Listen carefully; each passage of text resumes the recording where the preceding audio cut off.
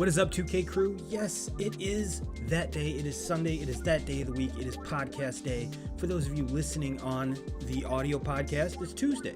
So, but you might notice if you are on our YouTube channel, I am rolling solo here. And for those of you on the audio, you're going to realize that I'm rolling solo. No, 2Ks and I did not get into a fight. I did not beat him up. He was just attending. He's at probably home by now, but spent the weekend in Minnesota, caught a Twins-Tigers game. So you guys get me solo, but that's okay. I got a whole show planned. It's going to be awesome. For those of you that are tuning in, go ahead and give this a like, subscribe, hook your boy up, and let's lock in and have some fun. What do you guys say? Like I said, I got a great show, and as you can see, I was really busy working on the studio after the rearrange. I mean, there's decorations everywhere, so it's coming along. The lighting's a little better this week, but that's neither here nor there. But if this is your first time joining, my name is Ryan Turbo Jackson. As I've already mentioned, Kyle 2K Scaler is not with us today, but the show must go on. And we provide you with our amateur take on everything sports. So we got a big show today. Big show today. We're talking baseball. And before we jump into any of that, like I said, go ahead and give this a like and subscribe. We're gonna have a lot of fun tonight. Why? Because we're talking baseball. We're talking the All-Star Game, the festivities around it, what's happened already, what's going on currently. Did the Tigers get their pick right? Did my Red Sox get their pick right? Well, you're about to find out. And for those of you that are viewing live, go ahead and drop me a comment. Let's get and I'll feature you on the show. Let's get a motherfucking conversation started. So let's dive in. Let's go. It's about to get on. It's about to go down. And yes, we're going to talk about the All-Star Game right out of the gate. And the one thing that I did want to kind of focus on is kind of a negative thing so far. I mean, it's we're seeing what we thought to be a loaded National League squad kind of get picked apart with injuries. And DeGrom's not going. Obviously, with the injury with Acuna, he's not going either. But that one's pretty big. I mean, when a dude tears his ACL, not only are the Braves missing out on this, but baseball's losing out on it as well, because he's a major face of baseball right now, especially with Mike Trout out. You know, it's like he's joining the laundry list of the walking wounded, and it kind of stinks. He was just getting stuff going again. So Ronald Acuna, if you're watching, brother, thoughts and prayers go out to you, and a happy and fast recovery, my friend. But for those of you guys that are, we've been over the like, we've been over the subscribe. But if you guys are feeling extra saucy, go to buyturbobeer.com. Not only will you be help supporting the channel, but you'll get access to my weekly blog, which this week we talked about something we're going to get into. Something, if you're watching the countdown, something I already foreshadowed. So now that that's out of the way, let's get going. Now, the one thing that I did want to talk about first is probably the one thing that I've been super excited about, and I completely understand that moving the game from Atlanta to Colorado, politically controversial. We're not going to dive into that. We're not even going to entertain that. But the one thing that I did want to, the major thing that pops out is Ohtani, the talk of major leagues. He, of course, was the first person to say, hey, I'm throwing my hat in this ring. I want to be the first Japanese-born player to represent in the All-Star Game, so that is completely awesome. Leading the league in home runs, and good Lord, can we just imagine how far these balls are going to go in Colorado? I mean, this is kind of ridiculous. He's hitting at 470 feet in California, for Christ's sake. So this is going to be crazy. I'm super excited about it. And then we've got Juan Soto. who obviously has just as much power as anybody on this list, hasn't really got. I'm sure if you asked him, has not had the start to the season that he had wanted, sitting there with 11 home runs as of this. Let me see here. This is July 10th, so this was yesterday. So these are pretty up to date. Got Ohtani leading the world with 32. Soto with 11. Joey Gallo with 23. It seems like all this dude does is walk, strike out, or hit a home run. There's your three true outcome, baseball fans. I mean, Joey Gallo is the walking, talking version of that. So, but we all know his massive power, so this should be really exciting. Trevor Story representing the home team. This guy could be.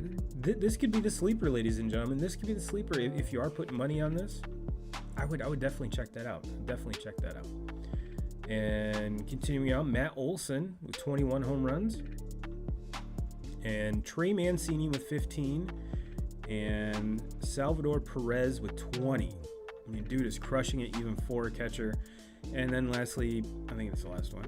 Yep, Pete Alonso. Now, out of everyone on this list, Alonso has hit more in a season than any of these dudes. Now, let's be perfectly honest, if Ohtani keeps up this pace, he's just gonna blow right past that. But we all know Pete's got some pop in his bat, so it would not shock me if he made a run. Wouldn't shock me if any of these guys made a run. But the one thing that I do want to point out is that obviously the fan favorite is Ohtani. I mean, hands down, dude's just a baller. Dude's just a stud, and there's really nothing else you could say about it. I mean, I'm super. I mean, he alone is going to be the major drive of this, but I think if you asked any true Major League Baseball fan, they want to see Trey Mancini. This dude is coming back from, I believe it was colon cancer, but cancer regardless. And just to have him playing in the major leagues is an astronomical accomplishment. But then to perform to this level is beyond anything that I'm even sure if you asked him, he would totally agree. So before we jump into that, all of you guys and gals watching live, who is your pick? Let me do a quick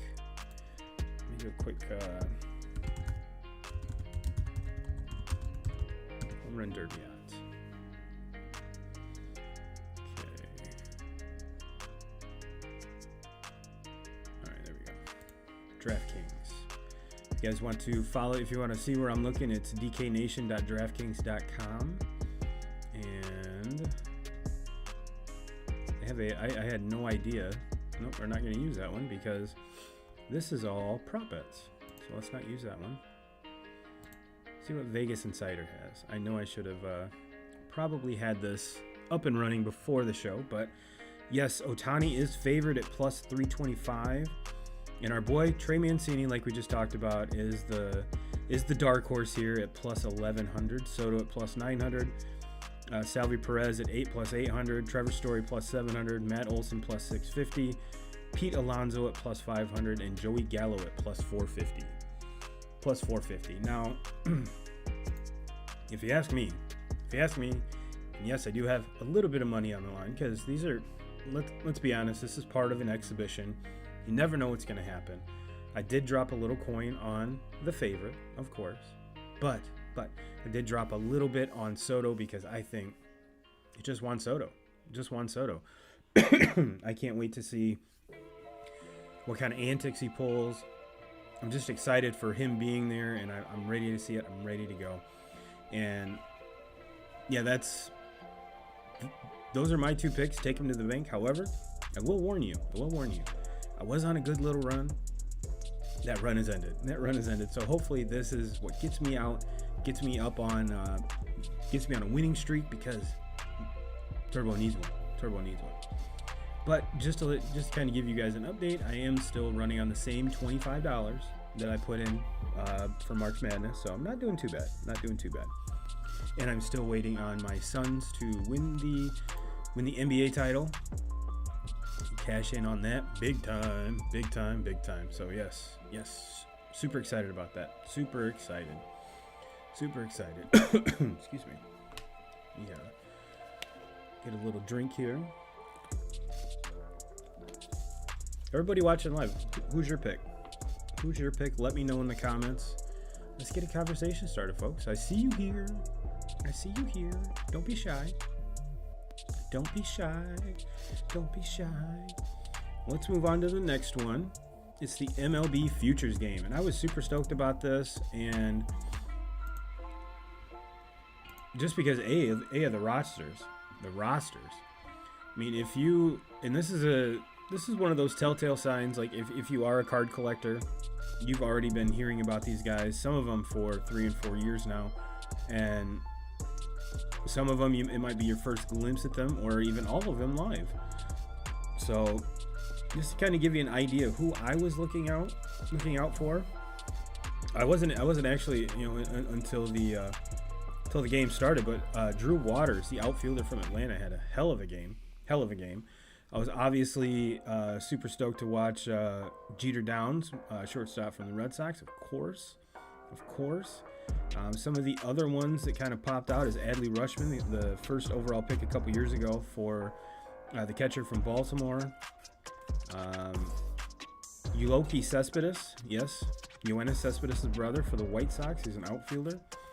And Detroit actually had, obviously, last year's number 1 overall pick, Spencer Torkelson, and their outfield stud, Riley Green, which, if you followed the show for any amount of time, you completely, you know how 2Ks and I feel about this gentleman, because we don't understand why he's not up already. But it's neither here nor there. Kansas City has their shortstop of the future, Bobby Whitt Jr. Let's see here, kind of cruising. And especially if you are a card collector, last year, the talk of Bowman, the talk of baseball was Mr. Jason Dominguez, the outfielder for the Yankees. And obviously he was one that I was super stoked to watch, kind of get my first glimpse of him live. Some of the other ones that we have seen, Jared Kelenic, the outfielder for Seattle, obviously didn't have the best start to his career. Was called up for a little bit, very rocky, and then got sent back down. Julio Rodriguez for the Mariners is another one. Let's see here. And obviously kind of wrapping this whole thing up with one of the studs from this year's Bowman, which is Austin Martin, shortstop for the Blue Jays. So all in all, if you guys did not follow this, the NL won 8-3, and this was pretty much dominated by the NL the entire game. Just kind of give you some of the let's see here, just kind of highlights. Bobby Whitt went 0 for 2. Austin Martin went 1 for 1 with an RBI. And he had a walk. Jason Dominguez went 0 for 3 with 2 strikeouts. Adley went 0 for 1 with a walk. Cespedes 0 for 2. Riley Green went 2 for 3 and did score one of the AL's runs. And let's see here, Jeter Downs went 1 for 2 with 2 RBIs. So pretty awesome. Let's switch to the NL, where there's probably a lot more action here. Another one to keep an eye out on is third baseman for the Mets, Bret Beatty. Super stoked. I mean, I've been following him for quite a while. Let's see here. Yeah, I mean, just kind of looking over here, even though there was quite a lot more scoring on the National League side, it seems like that some of the hotter, more sought-after prospects are Spencer Torkelson played third base, went 1 for 2, and a walk. So all in all, not too bad. Didn't really dive. None of the pitchers really jumped out at me, so I really didn't pay attention, to be 100% honest. But yeah, I was actually looking more forward to watching this Futures game than I was the actual All-Star game, just because we all know the the rate that MLB is going is younger. Get these kids up as soon as we can, and the game is being dominated by young talent. So when are these kids actually going to be up? I think a lot of these kids are going to be up sooner rather than later, just because of that. We got Mr. Justin Ware says Ohtani in a boring home run derby. I think the boring part is not going to be a problem. The ball is going to be flying out of Coors Field, so I think we're going to strap in for one of the more exciting home run derbies that we've had in a while, Jay Stone. So, just my opinion. But what are your thoughts on the Futures Game? Who are you keeping an eye on? Because that is you're probably looking at an all-star roster here in about 5 or 6 years, because these guys are, especially with the way baseball is looking to save money and they're not paying vets nearly as much when they re-sign them. These arbitration years are extremely valuable to teams because they can keep the payroll down yet still have their studs. So I have a very good feeling that we're going to see a lot of these guys sooner than later, and I'm all for it. Because these kids are going to be rocking and rolling, and I'm just super excited. I mean, that's pretty much all the words I have for that. It's all the words I have. So, and we're probably not going to go the full hour today, 2K crew, which is fine. I don't know if you guys have ever tried to talk by yourself for an hour straight. It's a little challenging. And that, I'm sure you guys and gals like to hear 2Ks and I kind of go at it from time to time. And we'll do one of these just to let 2Ks know we love him. Right there. We got you, brother. We'll see you next week. Faux show. And I'm sure we're gonna recap this. I want to get 2K's position on a lot of this stuff. He pays attention to these prospects a lot more than I do. So, and Mr. Jeffrey Burton and Ben Fisher, if you guys are out there, give me a holler. Let me know your thoughts. As well. Jay Stone chimed in. Why can't you guys chime in? Just saying. Now, let's move to I almost said the NFL draft. The MLB draft, which is going on right now. Right now, as we speak, I'm going to refresh my browser here, because we got a lot to unpack on this. We have a lot to unpack. And if you guys have visited buyturbobeer.com, and if you are on my list, you get an email every week when my new blog drops. So this week we were talking about the draft itself, who the Tigers should take, who I thought they would take, and neither one of them were who the Tigers took. But to start it off, the Pittsburgh Pirates had the first pick, and they actually, according to a lot of people, went a little rogue here. The top guy on everyone's draft board was a shortstop, Marcelo Mayer. He's out of Eastlake High School in California, and he was kind of he was the dude that everyone thought was going to go number one. Well, the Pirates said, you know what? We're throwing you a curveball. We're going catcher Henry Davis from Louisville, and I'm trying to remember what show it was. They did have Mr. Davis on. Very good interview. Very sharp kid. Really liked what he brought to the table. Excuse me. And so the Pirates are banking on Mr. Davis being their catcher of the future for quite a long time. Which is fine. I mean, a catcher is a very important position. I'm sure if you ask the Cardinals, who's the most important player on your team the past 10 years, Yadi Molina. Every great team has a great catcher, and it starts with that, because a great catcher can make a mediocre pitching staff look amazing. So that's where they went, and and I'm on ESPN.com, and what they say is, in a year without a clear number one overall prospect, the Pirates surprised some by opting for the catcher over this draft's 4 prep shortstops. But check out the numbers, and it's not hard to see why Davis was picked here as a slugging backstop from a major conference. He's from Louisville, who should get to the majors quicker than any of the high schoolers around him in the class. And that was something that that I brought up in my blog was, do the Tigers draft the best available, or do they draft to fill a need? And if you go the latter and you're drafting to fill a need, then you're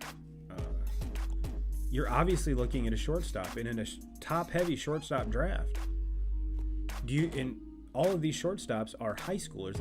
Like I said, the top 4 prep, meaning high school.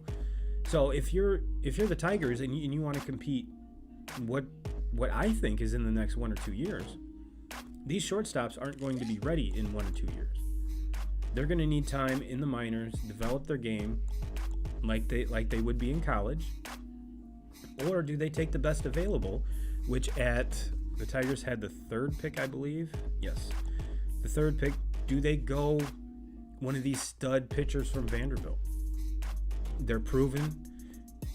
I want to say they're both seniors, if I'm not mistaken. So they do have that experience factor. They do have that little bit of maturity in there. And one of them comes from great pedigree. He's Al Leiter's son. So, and let's be perfectly honest, 2K crew.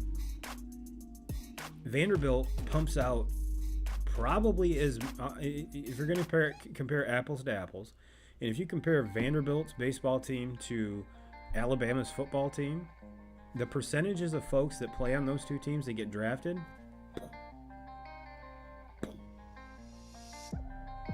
Vanderbilt's put out probably, I would say, I would go out on a limb and say Vanderbilt has produced more starting pitching first round draft picks than any other school in the past 15 years.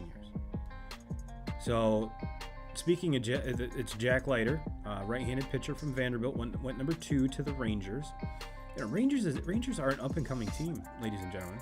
They are an up-and-coming team, and especially with all the young talent that they're putting together. Wow. We already mentioned a couple of them, and I think we're going to see these kids sooner rather than later in that Rangers team with the big league squad, because, to be perfectly honest, they're really not going anywhere. They did address the pitching a little bit in Gibson this year, bringing him in, but that team is still far from complete. So I have a feeling we're probably not going to see Mr. Leiter up in this year, but there's some other dudes that could be run out there sooner rather than later. And why the Rangers took him here. If there's going to be a true ace in this draft, it's going to be Jack Leiter. Leiter, along with Vanderbilt teammate Kumar Rocker, was the talk of college baseball this year, and he has stuff to match the hype for a franchise in need of high-end talent in its minor league system. So to me, that was a no-brainer. That one was a no-brainer. So if you guys are a Rangers fan, you guys knocked it out of the park. You guys knocked this one out of the park. This was a slam dunk. I mean, there's really no reason why to overanalyze any of that and go any other way, because when a stud like that falls in your lap, you just have to take him. Plain and simple, you just have to take him. Now we get to pick 3 in the Detroit Tigers. This is where it gets kind of interesting, and I do have a group chat with a few of my buddies, which I've already mentioned, and one of them was kind of high on this dude. The other one was like, what the fuck? And I'm kind of in that WTF camp. The Tigers took Jackson Jobe. Awesome first name. I like it. Here's the part that gets me. The Heritage. He's a right-handed pitcher. Heritage Hall High School out of Oklahoma. Okay. We just talked about the Vanderbilt pitching. There's only been one of those dudes taken. Rocker's still there. He's proven. This is a high school kid. And yes, Tigers fan, I know that you guys have a stacked farm system when it comes to pitching. You don't need a starting, a stud that needs to be there in 2 years. I get that. But to me, this one, it's just kind of a toss-up between what the two scenarios that I just played out. Do you draft the best player available or the need? That's the part I don't get. Maybe in their eyes, this is the best available player. I don't know. Let's see what ESPN said why the Tigers took him here. For all of the Jack Leiter buzz, Jackson Job's upside might be even greater, but there's also more of a risk. The hard-throwing high schooler joins an already impressive stable of young pitchers Detroit has taken with high draft picks in the recent years. And you don't have to squint too hard to imagine Job joining Casey Mize and company in a very good rotation down the road. It's true, but at what extent? When are they going to address this? Which I guess is, if you're a Tigers fan,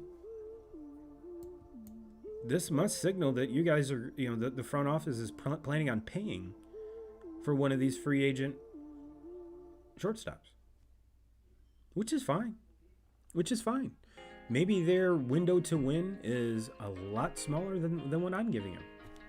I don't know. But kind of a head scratcher. And pick number 4 is my Boston Red Sox, which is kind of hard to believe. The team leading the majors in wins, best team in baseball, has the 4th pick. And on top of that, to have the stud of the draft, Marcelo Mayer, shortstop, Eastlake High School in California. To have him fall to the Red Sox at 4, my God. So, but as a Red Sox fan, I'm questioning. Okay. Obviously drafted best available, because shortstop really isn't a need for them. They got Bogarts, who's going to be there for quite a few more years. They have a stud in Jeter Downs that they got via trade. Where does this kid fit in? So let's see what ESPN says why the Red Sox took him here. Jack Leiter and Henry Davis were the two players most connected to the Red Sox going into draft night, but instead they ended up with a player many thought would go number 1 overall. Just like I said, if Meyer grows into his tools, he has the potential to be a Corey Seager-esque performer who has the glove to stick at a premium position. Okay, so this is like the complete opposite of the Tigers. The Tigers have no real shortstops in their organization, and the Red Sox have a bunch. Why does this look blurry? Yeah, that's a little better. So I'm super stoked for the pick. I'm just wondering, where's he going to fit in? That's my only concern. And the Orioles were up at pick 5, taking Colton Cowser, center fielder, Sam Houston State. And I do not know a lot about this gentleman, so let's see why the Orioles took him here. Excuse me. Cowser is one of the top college bats available, but he's number 12 on Kylie's draft board and could be a bit of an underslot selection. Man, words are hard. Something Orioles GM Mike Elias did back when he was running the Astros draft and selected Carlos Correa first overall, leaving more money to sign Lance McCullers Jr. with a later first-round pick. Still, Cowser's tools are all ticked up this year. It's also the 3rd straight year the Orioles have taken a college hitter with a top 5 pick, including Edley Rushman and Keston Kjerstad. So, I mean, obviously, Baltimore is there's a reason why they've been able to take Adley Rushman and Kjerstad, and now Cowser here in the top 5, because they're a bad team.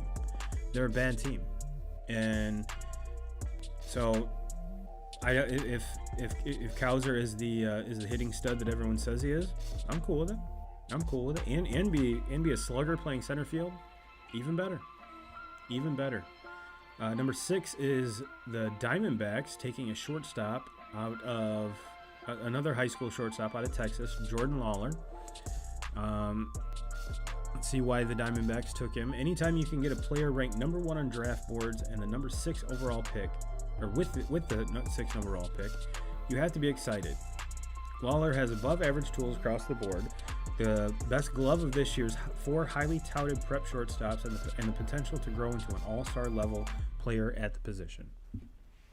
And to be honest with you, I couldn't name the starting shortstop for the Diamondbacks right off the top of my head, so cool. I like it. And let's see, as of when we're doing this right now, they're actually on pick 14, but we'll go to pick 10. We'll go to pick 10 here. This is what this is supposed to be updating live ESPN, and it's not. It's not. You guys are slacking. But the pick number 7, Kansas City Royals picked a left-handed pitcher out of East Catholic High School in Connecticut, Frank, and I'm going to butcher the hell out of this last name, Mazzucato. And again, the Royals are another just reeling team that there's probably more holes to fill than draft spots that they have. So let's see what ESPN says.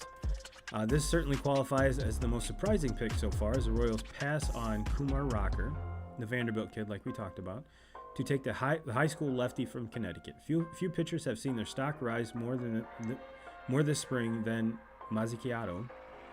But Jeff Passan does report that the Royals will sign him to an underslot bonus to free up more cash later. The 7th pick holds a slot value of $5.432 million. So look for him to come in below that. Okay, I get it. You're a shitty franchise and a shitty team. I shouldn't say a shitty franchise. You're a shitty team right now. So anywhere you can save money and get a good pick, I'm down with that. Pick number 8, the Colorado Rockies, Benny Montgomery, center field out of Redland High School.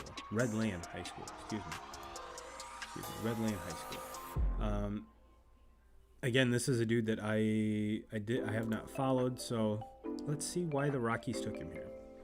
For the second straight year, the Rockies go prep outfielder with their first pick after taking Zach Veen at number 9 overall last year. If Montgomery can adjust the hand hitch in his swing and grow into raw power, the Rockies just added a center fielder with 25 to 30 home run potential. But there's a lot of risk in a toolsy prep player with an unorthodox swing. Unorthodox swing. That's something you never really want to hear when you're taking a pick inside the top 10. But they must see some amazing potential in this kid, and I'm pretty sure if you guys went back to when the Dodgers drafted Cody Bellinger, they were saying that Bellinger's swing was very unorthodox as well, and we see how that's working out. So, up number 9, pick number 9, the Angels took a right-handed pitcher, Sam Bachman of Miami of Ohio. ESPN says, after taking 2 high-floor, low-ceiling college players in their past 2 drafts, an infielder Will Wilson, already traded to the Giants, and pitcher Reed Detmers, the new front office regime goes with another college player, but this time a high-ceiling flamethrower in Bachman. The size and tired arm earlier in the spring are issues, but Bachman could move quickly and could pitch in the majors now as a reliever. Which, if you guys have been following the Angels, which if you are a baseball fan and you do not live under a rock, you kind of have to with the Ohtani show. So, if you've been watching, one of the major drawbacks of this team has been the pitching. And can we just point out the fact that if you are Sam Bachman, how excited are you that you get to play with Mike fucking Trout? MFT. I know if I was being drafted to the Angels right now, I'd be I get to play every day with the best player possibly ever in the game. How awesome would that be? And you get to watch Ohtani every day. every day. And if you're a right-handed pitcher, you and him get to hang out even more because you're both pitchers. And pick number 10, the New York Mets. The New York Mets finally take Mr. Kumar Rocker, right-handed pitcher out of Vanderbilt. Why this gentleman fell to number 10 is beyond me. If you guys watch any of the College World Series, this dude is a fucking stud. And he's been doing it for years. ESPN says, excuse me, as a freshman in 2019, Rocker seemed like a surefire number 1 overall pick in the making. But his stock has dropped a bit after some struggles with velocity and command throughout 2021. If he can get swings and misses with the fastball, his breaking ball is one of the best in the draft, and the Mets have to love having him fall to them here. Yes, exactly. Even if they're likely have to pay over slot money for a pitcher who is more number 3 starter than an ace in the long run. Well, I'm going to disagree with that. I think this kid has number 1 written all over him, and to drop to number 10 to the Mets. And what are the Mets known for lately? Fucking stud pitching. Started with Harvey. I know Harvey's, but there was a couple seasons there, the Dark Knight, I think that's what they were calling them. And then you get Syndergaard, and you get Steven Matz, who Matz has had a career rejuvenation. I was going to say north of the border, but pretty sure Toronto hasn't even played north of the border yet. So with the Blue Jays, the Blue Jays are a hot team right now, and he's one of the reasons why. If you guys watched our way too early picks, that's one of the things that we said that the Blue Jays were going to lack is starting pitching. So for Matz to step in and to kind of take over that role and run with it is awesome. So to add this kid, totally went sidetracked, but so yeah, and then kind of the guy that was kind of left out of the mix out of all of those was DeGrom. And I'm pretty sure if Mr. Rocker does get to hang out with Mr. DeGrom, I have a feeling he's going to help this kid out a lot.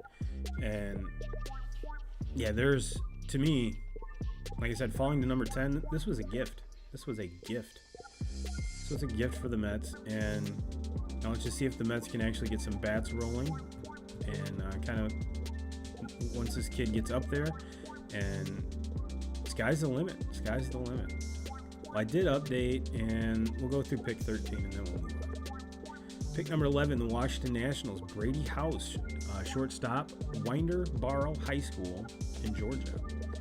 ESPN says, with their highest pick since taking Anthony Rendon 6th in 2011, Mike Rizzo changes his usual course and goes for a position player, as 7 of the Nationals' 8 first-round picks since Rendon have been pitchers.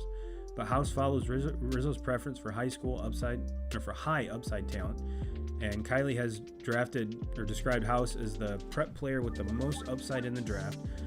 The power is as impressive as any player in the draft if he can make enough contact to get it. And that's, to me, ladies and gentlemen, the Nationals have been one of the more disappointing teams this year. So yeah, if this is a sign to come, then Mr. House, can't wait to see him, brother. And again, you got to be stoked to be hitting right alongside with Juan Soto and getting to see him play every day. I'm sure that's exciting. At number 12, Seattle Mariners take catcher Harry Ford, North Cobb High School in Georgia. Another Georgia kid. ESPN says Kylie McDaniel describes Ford as being built like a power lifter who is also a yoga instructor. Interesting. Defensively, that translates to a catcher who could also handle other places on the diamond, including center field, from a player whose bat has big-time power potential. On the other hand, high school catchers are one of the riskiest position groups to draft early, so this is a classic risk reward pick. Man, words are hard today. And to be honest with you, when I was reading that, the first thing that popped off, Bryce Harper was a catcher. Granted, he's not a center fielder, he's a right fielder. But could Bryce play center field? Absolutely. let's jump down to 13 with the Phillies. Matthew Painter, right-handed pitcher, Calvary Christian High School in Florida. I tell you what, if you're a pitcher and your name's Painter, I like it. It says, who is Painter? The Gatorade State Player of the Year in Florida. Painter began the season as the top prep arm, and while Jackson Jobe passed him in that regard, Painter brings size, 6'6", velocity, sits 93 to 95, a smooth delivery, a slider that can already grade out as plus at times, and feel for a changeup. The usual caveats about prep pitchers apply, but he's viewed as an advanced high school arm. I like it, especially with the last name Painter. You can't go wrong. In my opinion, can't go wrong. Can't go wrong with a pitcher named Painter. Can't go wrong there. Can't go wrong. Ladies and gentlemen, I think let's move to this. This isn't going to be our normal wrap up because obviously I really don't think I have any loose ends to tie up. But there are a couple other things that I did want to chat about. But again, before I jump into this, for all of you ladies and gentlemen watching live, let me know if your team was one of the teams that picked or had the picks that I talked about. Did you like them? If you're a Tigers fan, did you like their pick? If you're with me and you're a Red Sox fan, did you like their pick? Let me know. And as you know, we're live right now.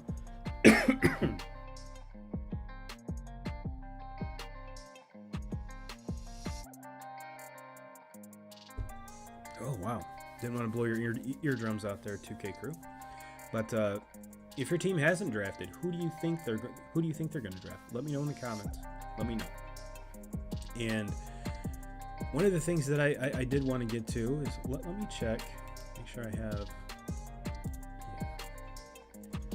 make sure we're crossing our T's, and I even though I said I wasn't going to do that, but let's see, one second here.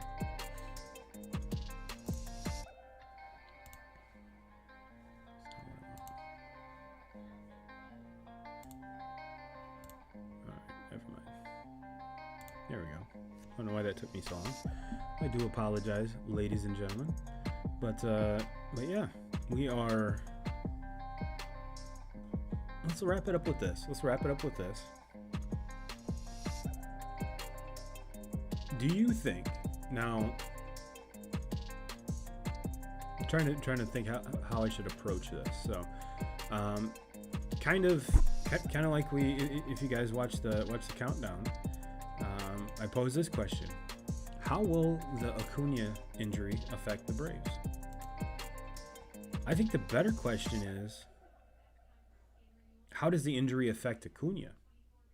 Because we all know, and I touched on it earlier, he's one of the faces of baseball right now. He's one of the faces of baseball. One of the most entertaining and energetic players playing right now. If I had to choose a team, or if I had a team and had a choice of a 23 and under player, it would be either Acuna or Tatis Jr. Why? Because those guys are the new faces of baseball, and that's not taking anything away from Mike Trout at all, or Ohtani at all. They're both doing great things, doing amazing things. But I want that flash, the pizzazz. I want that dude that is not only going to sell seats today and jerseys today, but 10 years down the road. And like I said, this is if I was starting a team 23 and under. 23 and under. I'm taking one of those two dudes. To me, it's a slam dunk. And we've seen Tatis kind of battle through some injuries this year. Sure. Everyone got really nervous because it was his throwing shoulder. Doesn't look like it slowed him down a bit. But you really can't walk off a torn ACL. You really can't do that.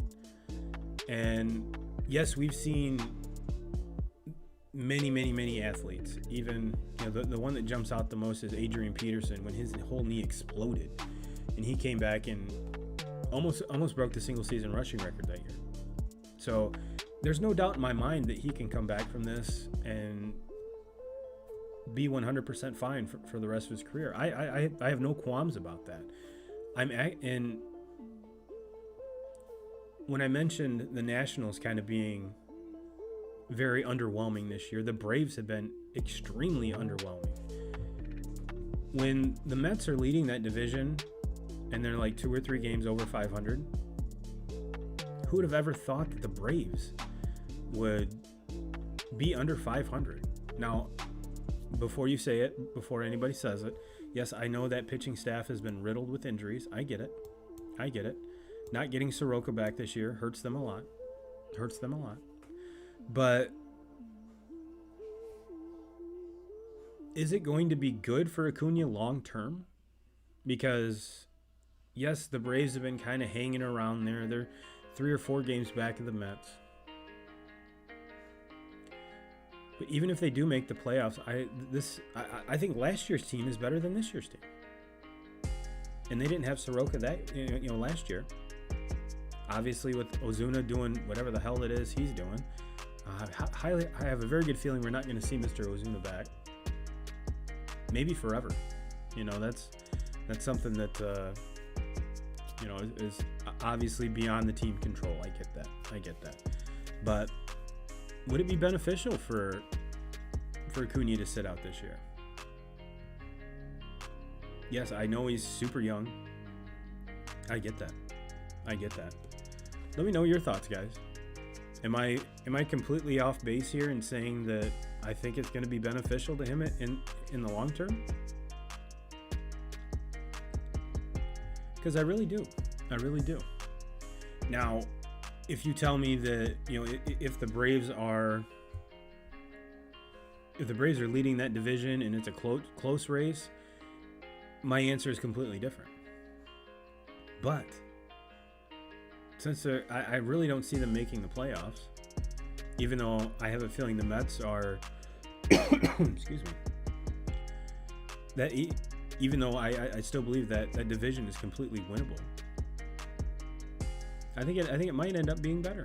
I really do. So, does it suck for baseball fans? Absolutely. Every time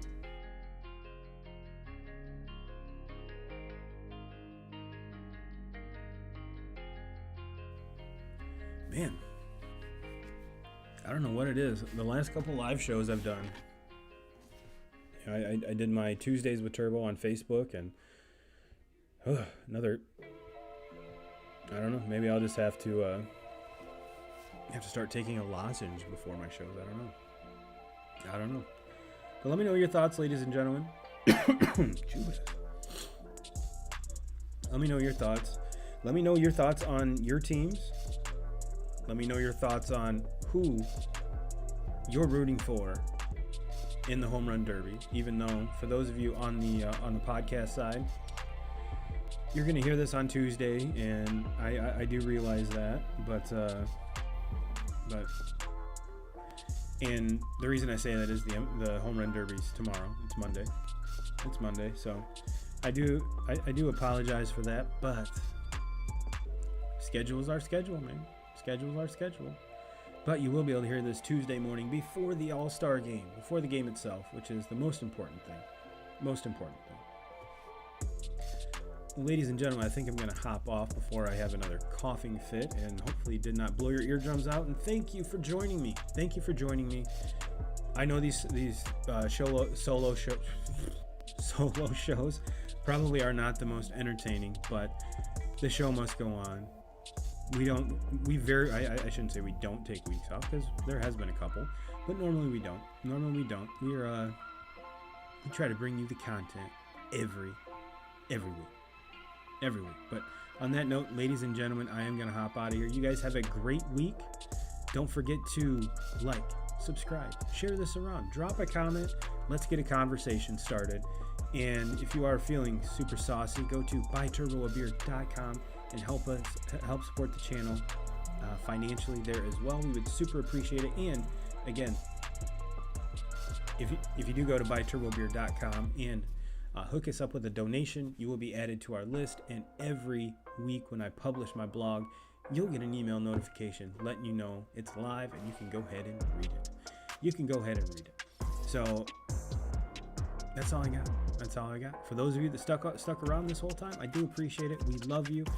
Go ahead and join the 2K Crew group on Facebook, facebook.com/groups/2K Crew, and do all the other stuff.